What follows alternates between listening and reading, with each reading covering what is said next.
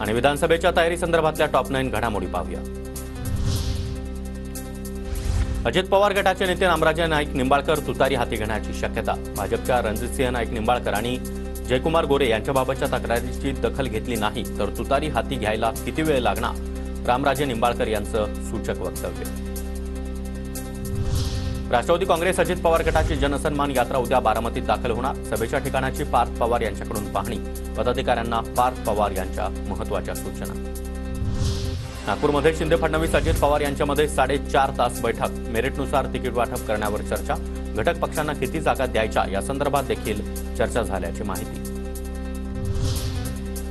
10 सप्टेंबरपर्यंत जागा वाटप पूर्ण होईल। जो जिंकेल त्याला ती जागा देण्याचा निर्णय। मित्रपक्षांना देखील जागा देण्याबाबत कालच्या बैठकीमध्ये चर्चा। चंद्रशेखर बावनकुळे यांची माहिती। महायुतीचं जागा वाटप लवकरच होणार। निवडून येणारा उमेदवार दिला जाईल, हा एकच निकष। संजय शिरसाट यांची माहिती। समरजित घाटगे यांच्यासोबत कोल्हापूर जिल्ह्यातील भाजपचे 18 नगरसेवक शरद पवार गटात प्रवेश करणार। शरद पवार यांच्या उपस्थितीमध्ये 3 तारखेला समरजित घाटगे आणि समर्थकांचा कागल इथं पक्षप्रवेश होणार।